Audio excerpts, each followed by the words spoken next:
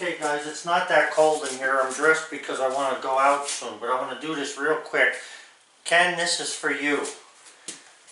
When you end a slab, this represents the concrete slab. When you end the slab with your form board, one thing you can do to keep the concrete from separating is to put a key in it. So you can take a 2x4, and just cut some angles on it here. You could go like that and like that.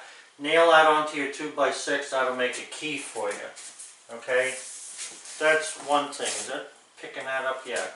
The other thing that you can do is if you have rebar, and you said you had pieces of rebar, you can either take a 2x6, if that's what your form board's going to be, and drill holes in it, and stick the rebar a foot into this concrete and leave it stick out here.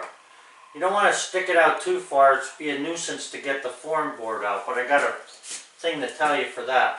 So you could drill holes, so in other words you would have your form board with holes drilled in it every so often to be able to put some rebar through. Whatever size rebar you have, it doesn't even matter. The other thing you can do is you can also take two 2x3s or 2x4s, whatever you're forming out with, and you could just take and put the rebar between two of them. This is an easier way to get the form out, and then just put this form on top of the rebar. Now if you're using 1/2 inch rebar, it'll probably be a lot better to do it this way. You could notch these a little if you want to, wherever there's a piece of rebar going to be. But if you put two 2x4s, so let me try and draw that better. In other words, I'm a little shaky today. A 2x4 on the top, a 2x4 on the bottom, and you would have the rebar sticking through here. So in other words, like this, but you'd have two 2x4s as a form instead of one solid board that you have to drill. But either way, it doesn't matter because it'll work no matter what you do. So you'd have two 2x4s there.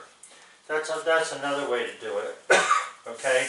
And then another way to do it if you don't have the rebar and you're going to use mesh is actually the same thing here with the two 2x4s. So in other words, you'd have mesh running through here, okay, instead of rebar. Put one 2x4 for a form first, lay the mesh in, come across, or a 2x3, come across, leave the mesh stick out, and put another 2x on top of the mesh. You don't even have to notch it or nothing, just put it on there. It'll hold the concrete back. You might get a little bit of a lip in there, but it's not going to hurt anything. And then if I was you, I would, because you're pouring it in sections, I would still use a tool to make a little joint there. You know, at least round that nose over, or it's going to end up cracking. I would say that there's not much of anything you can do that's going to stop two pores coming together from getting a crack right here. Okay? Now, that's not to say that it will absolutely, but I would guarantee you, I think that you'll end up getting a crack through wherever you stop one pore and started another. So what you might want to do is think about how you're going to pour it so that the cracks won't bother you.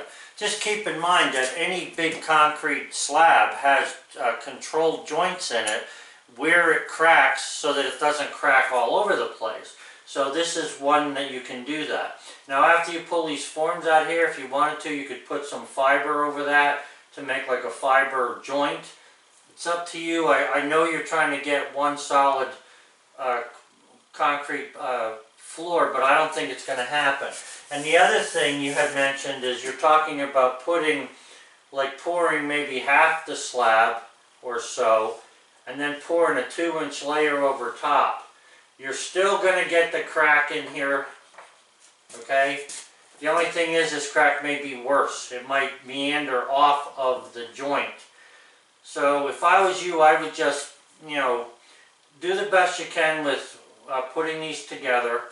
When it comes time to finish it, I think I would probably take a jointer. You know, a jointing tool looks something like this. Oops. No. look something like that from the side. It'll give you a little edge here right at this point. Now you don't necessarily have to have that, you know, but at least it'll give you a nice edge that won't flake out pieces later on after you butt this one against that one. But to try and make a square cut there, now that's the other thing. If you were going to pour it all, you could actually cut joints in there, fill it with some kind of epoxy, and that would be okay.